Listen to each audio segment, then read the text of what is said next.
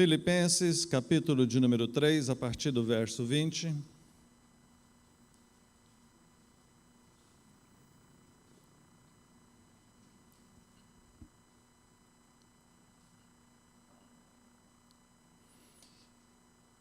Nos diz assim: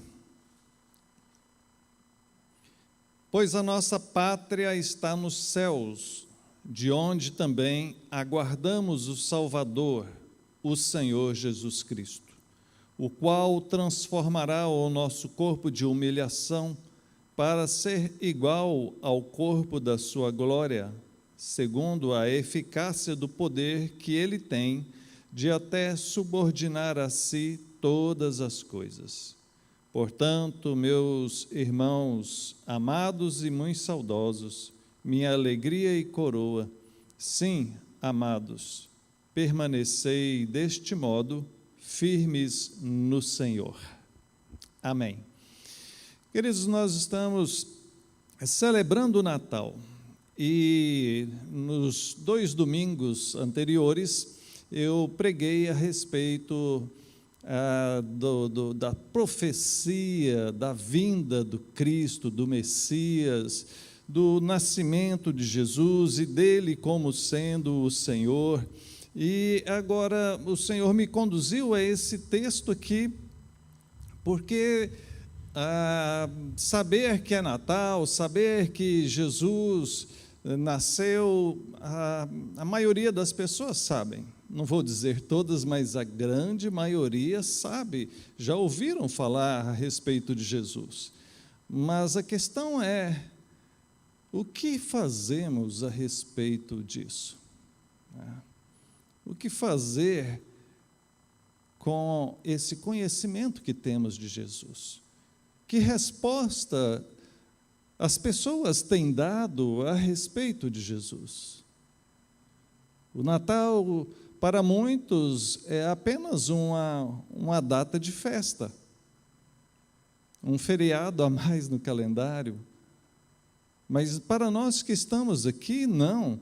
Nós falamos a respeito de algo grandioso, falamos do centro da nossa fé, daquilo que cremos, daquilo que aguardamos. Então, esse texto vai nos trazer esse conhecimento, e quando pensamos, então, a respeito de Jesus, a mensagem simples do Evangelho, ele veio, morreu na cruz por amor a nós, foi para o céu e voltará a segunda vez para nos buscar e viveremos então eternamente com ele.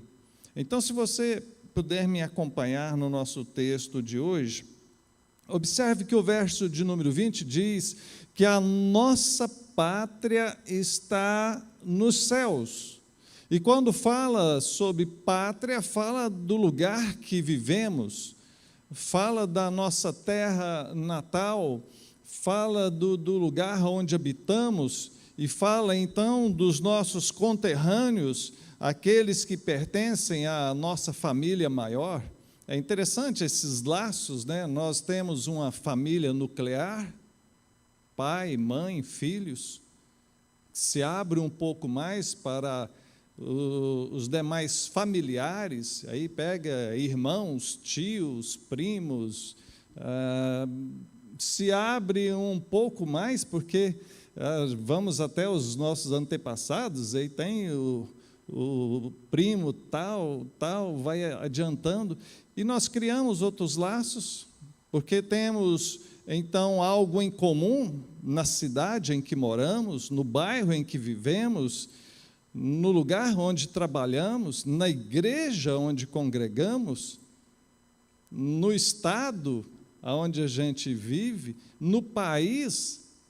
Somos brasileiros, e embora o brasileiro não seja muito patriota, o fato é que nós vivemos nesse país e devemos amar e defender esse país. É a nossa nação, é a nossa pátria. Então, quando falamos a respeito de pátria, quando a Bíblia traz isso daqui, traz num contexto de um povo muito patriota, como são os judeus. Se você já viu filmes, se você já estudou a história, se você já leu sobre eles, Você vai concordar comigo que são muito patriotas. Muito. E então a Bíblia vem e nos diz que a nossa pátria está nos céus, mostrando então que somos cidadãos dos céus. Mostrando que, além de tudo isso, e de todos esses laços de afetos que nós criamos, que nós temos aqui neste mundo, há um outro maior, um espiritual. A Bíblia diz que nós somos irmãos, e fomos feitos irmãos em Cristo. E aí vem a obra dele. Por que Jesus veio a esse mundo? Por que Jesus teve que se tornar homem, nascer, vir, viver entre nós? Diz o texto que é lá nessa pátria celestial, de onde nós aguardamos o Salvador, o Senhor Jesus Cristo. Há então aqui uma esperança, há aqui um anseio, um povo que está aguardando para que algo aconteça, para que alguém chegue. A gente fica na expectativa quando alguém vai chegar, quando alguma coisa vai acontecer, e diz que nós somos esse povo de Deus, esses discípulos de Cristo, que estamos aguardando Ele. E a Bíblia chama nesse versículo aqui, e em todos os demais lugares, a Jesus como o Cristo, o Senhor, o Salvador. Ao identificar Jesus, aquele menino que nasceu ali em Belém, filho de José e Maria, ao identificar esse menino como sendo Cristo, traz sobre ele toda a sua divindade, todas as profecias que estavam preditas desde o princípio das Escrituras, que o Messias viria, o Salvador, o Redentor, e então é Ele, Jesus, aquele menino, é o Cristo, gerado pelo poder do Espírito Santo, nascido de forma miraculosa e vindo agora, então, como sendo o Salvador, aquele que vai salvar. Salvar de quê? O povo daquela época entendeu de forma errada. Eles pensavam que o Cristo, o Messias prometido, ele viria para salvá-los dos inimigos terrenos. Eles, naquela época, estavam debaixo do domínio dos romanos. Estavam ali sujeitos por conta de terem sido derrotados. Escravos, tinham certa liberdade, sim, não era tão terrível como foi a escravidão na época do Egito, nem na época da Babilônia, nem na época da Assíria, mas os romanos davam uma certa liberdade, mas eram escravos. Não podiam ter a sua independência, não podiam ter o seu comércio livre, em tudo eles tinham que pagar os seus tributos, boa parte da renda ficavam para eles, tinham que obedecer às leis deles, não podiam estabelecer o seu rei, deveriam dar toda a reverência ali aos governadores romanos. Eles viviam subjugados pelo poder romano, então viam que o Cristo, criam que o Redentor, o Salvador, é aquele que viria como um general e então, em meio à guerra, iria derrotar os romanos e restabelecer toda a glória da nação judaica. Mas Jesus não era dessa forma. Ele é o Salvador espiritual. Ele é o que salva da perdição eterna, Ele é que salva das garras do diabo, Ele é o que livra das trevas, é o que livra do inferno, é o que concede, então, o acesso a essa pátria celestial. É aquele que tira do império das trevas e leva para o império da luz. O império da luz é essa pátria celestial. É onde, através dele, através de Jesus, nos tornamos agora cidadãos dos céus. Mesmo já agora, ainda vivendo nesse mundo, andando neste mundo, já somos cidadãos dos céus, se o Senhor de fato já te libertou, já te salvou. Ele é o Senhor no sentido de domínio. Ele é aquele que tem todo o poder, quer as pessoas reconheçam isso ou não, Ele é o Senhor. Ele é o Deus eterno, que governa sobre tudo e sobre todos, aquele que as Escrituras afirmam que todo joelho se dobrará e toda língua confessará que Jesus Cristo é o Senhor, para a glória de Deus Pai. Verso de número 21, o qual transformará o nosso corpo de humilhação para ser igual ao corpo da sua glória. E aqui entra a etapa final do processo de redenção. Quando falamos sobre a obra de salvação na Bíblia, nós observamos a criação, a queda, a redenção e a consumação. Van Groningen, que é um dos maiores teólogos, ele é quem traça essa linha de ouro, como alguns chamam. Desde que houve a queda, Deus já preparou o caminho, o plano eterno da redenção. E então nós seremos transformados. Quando ele fala desse corpo de humilhação, é esse corpo pecaminoso.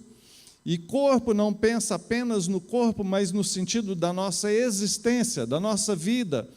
Entra aqui as nossas emoções, entra aqui os nossos pensamentos, entra aqui a nossa percepção, entra aqui a nossa maneira de viver, de enxergar a vida. Nós somos tão falhos, tão fracos. Hoje pela manhã eu estava dando a volta com a cachorrinha na praça, e enquanto eu levo a cachorrinha para passear, eu vou meditando, orando, pensando, louvando ao Senhor.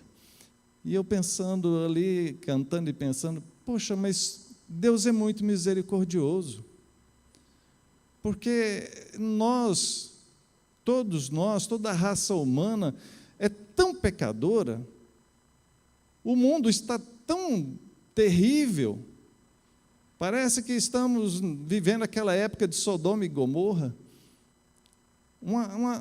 uma geração tão depravada, tão fria nas coisas de Deus.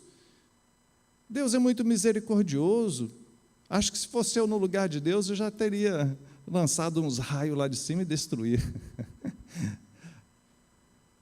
Não se assustem, porque eu tenho certeza que talvez se passa isso na sua cabeça também, mas Deus é tão gracioso, Deus é tão amoroso, tão bondoso, que não desiste de nós.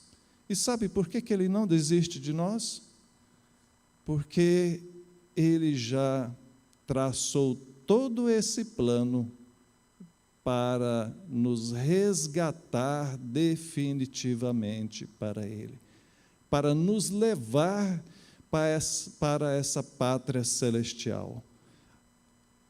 Quando adentrarmos nesse lugar, então esse corpo de humilhação, toda essa natureza decaída, pecaminosa, será transformada conforme Ele é. Tanto na questão física, e entra aí a restauração plena de toda a nossa saúde. Não haverá mais nenhum tipo de enfermidade, não haverá mais nenhum tipo de dor, não haverá mais nenhum tipo de tristeza, não haverá nenhum tipo de perigo, porque é o paraíso, é o lugar da perfeição, como também não haverá mais nenhum perigo de errarmos, de pecarmos, de fazermos algo que desagrade a Deus. Queridos, é o paraíso, aonde tudo de errado, tudo de ruim, tudo de triste, deixará de existir. Essa pátria celestial que Cristo veio a esse mundo para conquistar para nós,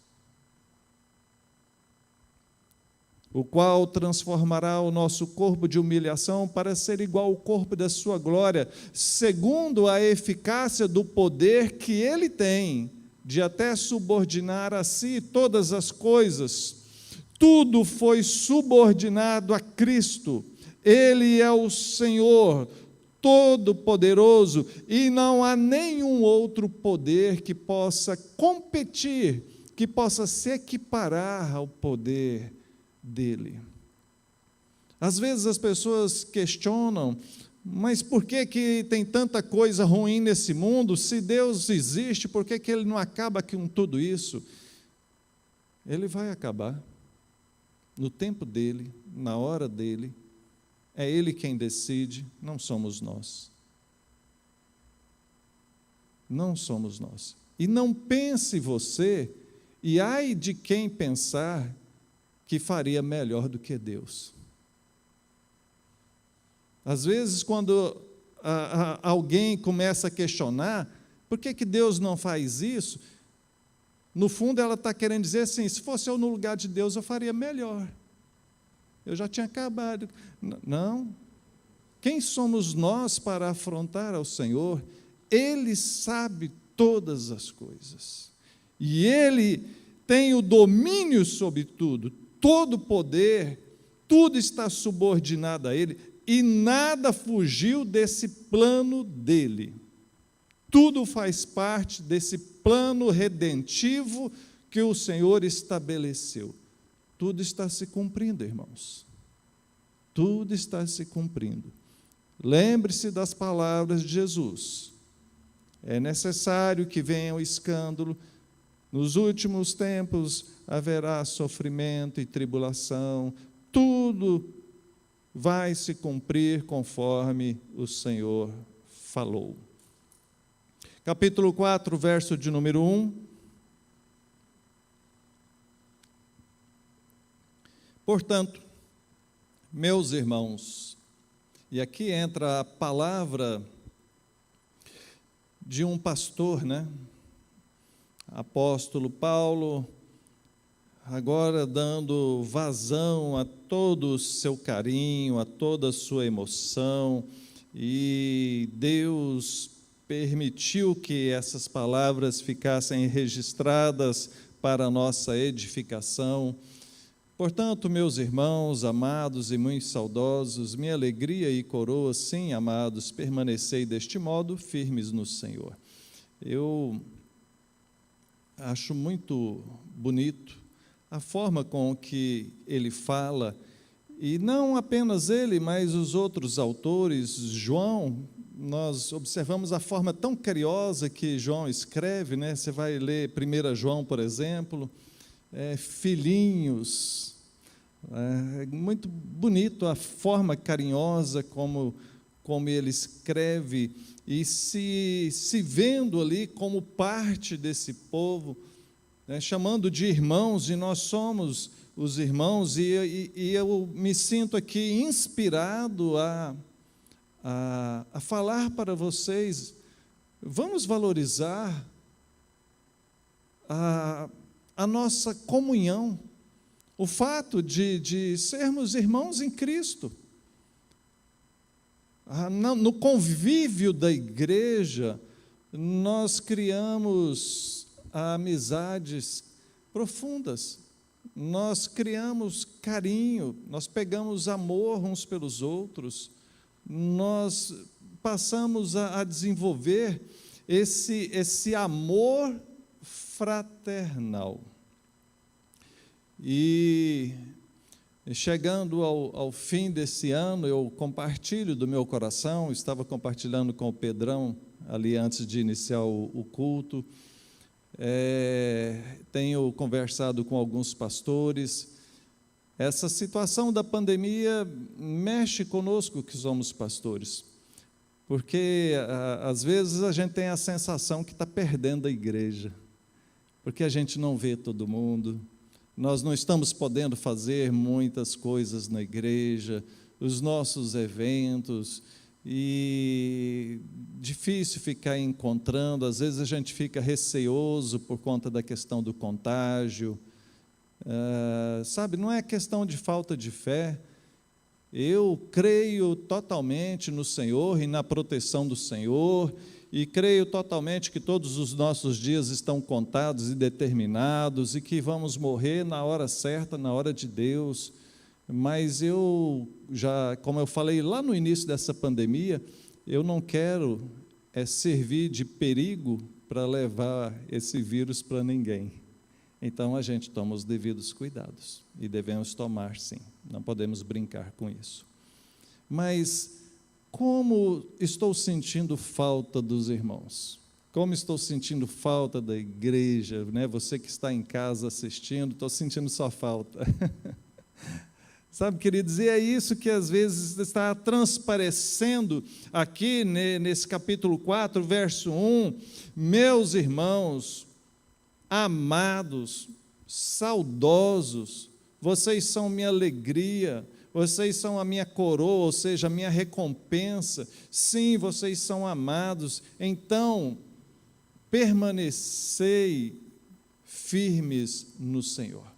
É um chamado a permanecermos firmes, e eu tenho falado muito nisso, acho que desde ali para mês de setembro, outubro, novembro, dezembro, eu tenho falado muito sobre isso, tenho insistido nisso, porque eu estou vendo o perigo chegando perto. Sabe quando você percebe o perigo? Eu estou vendo pessoas esfriando na fé, por conta dessa pandemia, por conta desse isolamento, por conta da ausência da igreja. E eu quero incentivar você a pensar na sua pátria celestial.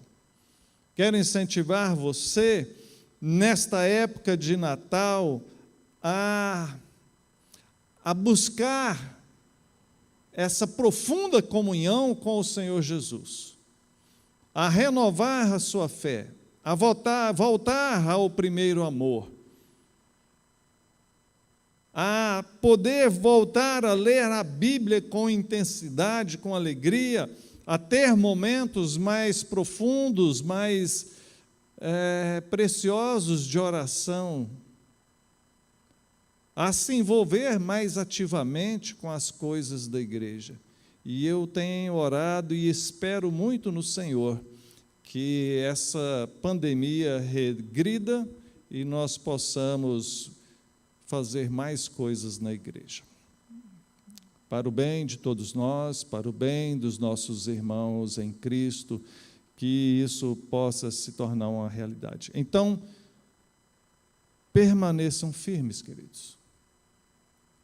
Cuide, abra os olhos, orai e vigiar para não entrar em tentação. Orai e vigiar. Concluindo,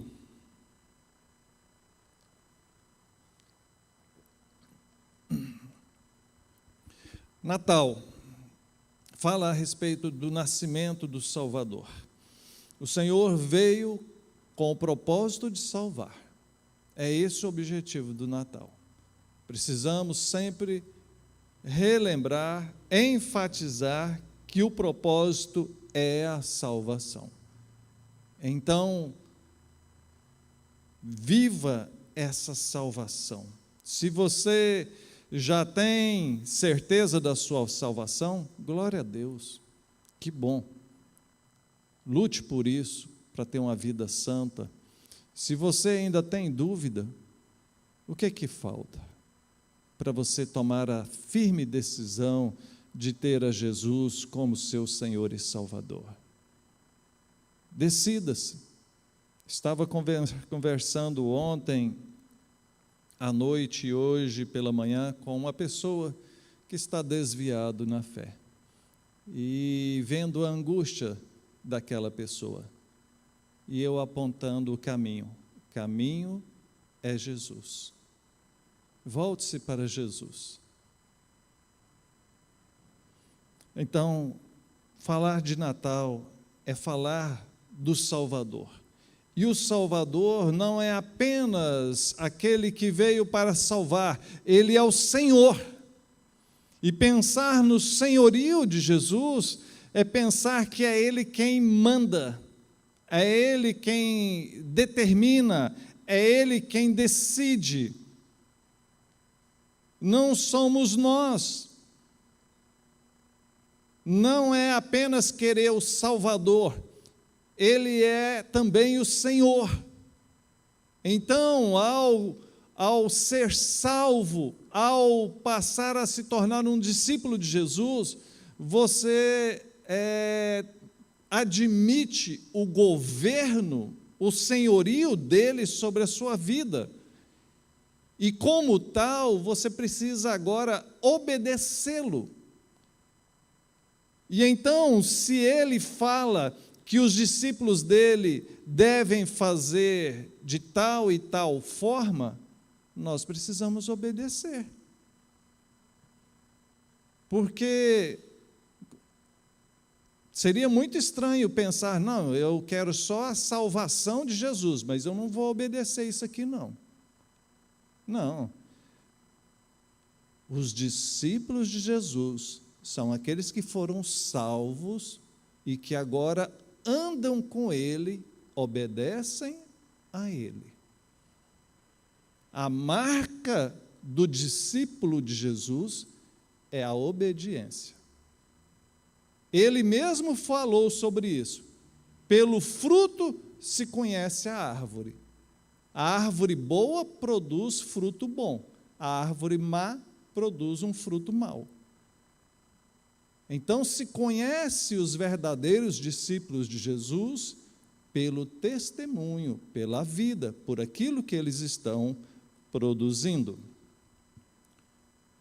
Então ele nos salvou, está nos transformando, falando desse processo de transformação, onde cada dia somos lapidados, onde cada dia aprendemos um pouco mais, onde cada dia crescemos em maturidade para viver eternamente com Ele nos céus. Então, tem esse fato pontual do dia que Ele nos salvou, nós agora entramos nessa caminhada rumo aos céus, até que lá cheguemos para viver. E a palavra se encerra com esse chamado a permanecer firmes. É isso que eu desejo para você, que você permaneça firme no Senhor. Quero repetir os conselhos práticos que eu falei há 2 semanas atrás. Nesse Natal, queridos, reúna a família, reúna as pessoas que você ama. E faça ali uma boa comida. Eu falei, faça festa, alguém já falou assim, pastor, não fala isso não, que não pode. Tem gente que vai assistir, está gravado. Eu repito, né? Comemore com sua família, tome os devidos cuidados, né, que os órgãos competentes estão estabelecendo para nós, para o nosso bem, claro, mas celebre o Natal, celebre o amor, né? As pessoas que você ama, declare o seu amor para elas. Às vezes a convivência, né? Tem uma frase que diz que a convivência gera complacência.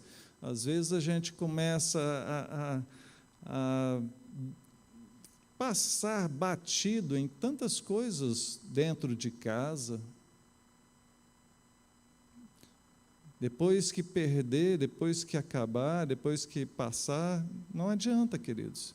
Então, ame as pessoas que você tem perto de você hoje. Faça isso nesse Natal. Celebre o Natal junto com as pessoas que você ame. Dê presentes. Faça alguém feliz. Natal sempre teve essa questão do presente. Faça isso. Ah, pastor, estou quebrado, estou sem dinheiro. Que coisa, né? Acho que tá para todo lado isso. Compra um chocolate, 5, 7 reais, algo que esteja ao seu alcance. A questão é você alegrar, você demonstrar o seu apreço. Perdoe. Se tem alguém que te machucou, que te ofendeu, alguém que você não está bem, talvez cortou relacionamentos. O Natal fala sobre perdão. O Senhor te perdoou as suas falhas, as suas transgressões. Perdoe também.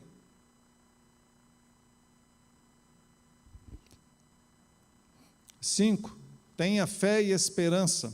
Renove a sua fé e a sua esperança, igual nós falamos hoje, e renove também a sua fidelidade a Deus. Observa, faça uma análise da sua vida e, se porventura tiver alguma prática errada que contraria a Deus, abandone isso, faça um compromisso de fidelidade ao Senhor. Que Deus te abençoe. Vamos orar? Pai querido, obrigado por Tua palavra, e renova, ó Deus, a nossa fé, a nossa esperança no Senhor. Abençoe, ó Deus, para que tenhamos um Natal feliz. Abençoe para que possamos demonstrar amor às pessoas e principalmente ao Senhor, ó Deus. Que possamos renovar a nossa fé, a nossa esperança, a nossa fidelidade a Ti, Pai. Em nome de Jesus. Renova, ó Deus, restaura aqueles que estão enfraquecidos. Nós oramos nesse momento, intercedemos pelos nossos irmãos que estão afastados, estão frios na fé. Ó Deus, tem misericórdia deles, renova-os, restaura-os, que nesse Natal eles possam ser sensibilizados e voltar à prática da fé e da fidelidade a Ti, ó Pai. Que a Tua bênção seja assim, no nome de Jesus. Amém. Amém, queridos. Um Feliz Natal a todos. Nós vamos passar agora ao momento da ceia do Senhor.